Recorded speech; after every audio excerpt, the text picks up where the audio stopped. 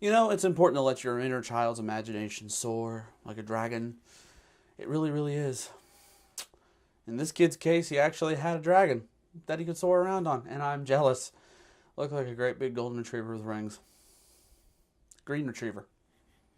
Emerald retriever? Oh well. This is my review of Pete's Dragon here on Midnight's Premiere.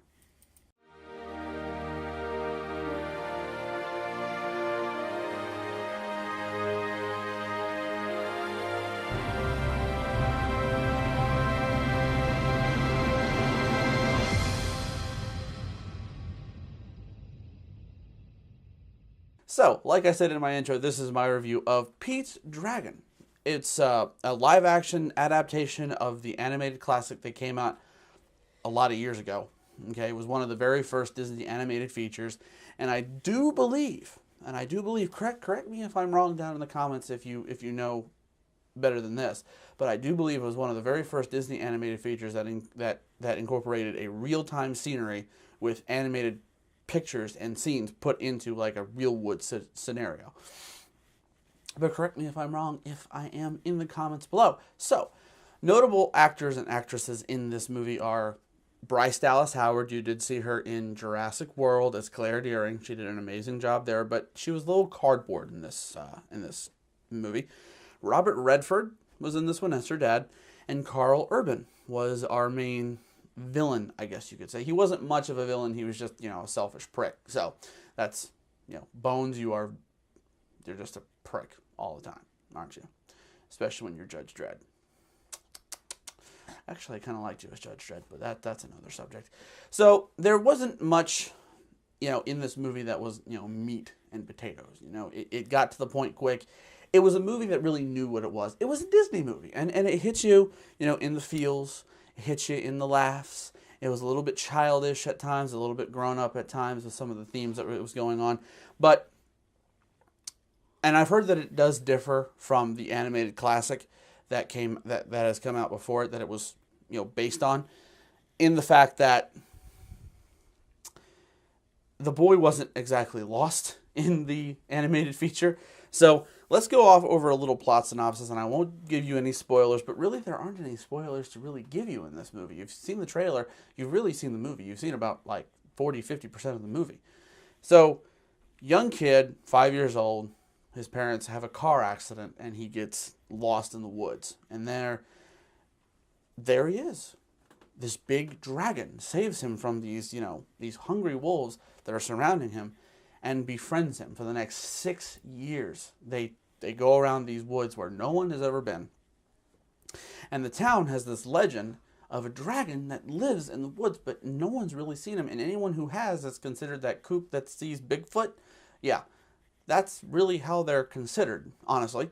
So this boy is survived with the help of his dragon, who he has named Elliot, because he has a little book that says Elliot Gets Lost, a little children's book. And his name is Pete. Pete's Dragon. So, yeah, you get the title.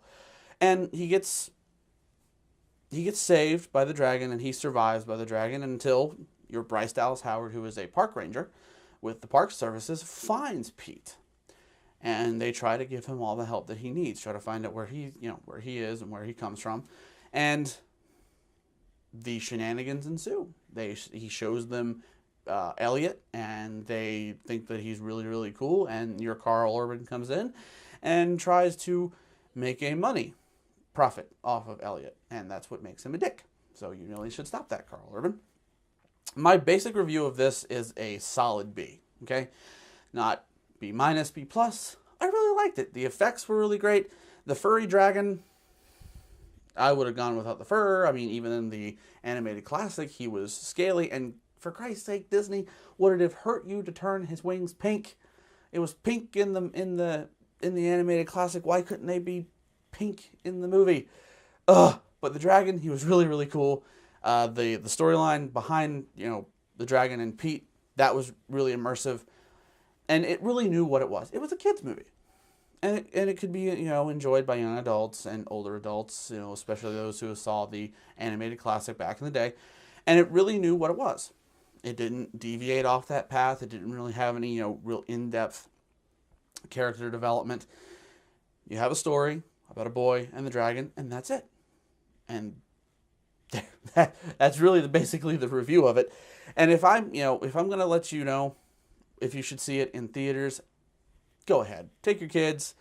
Don't take them late at night.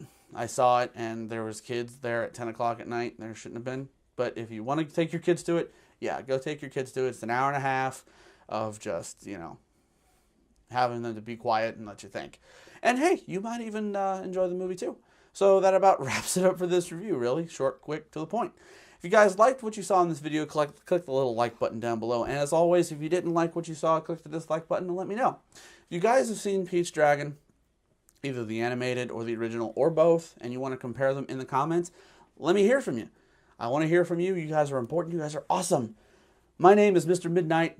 This has been Midnight's Premiere. Thanks for watching, and don't forget to subscribe.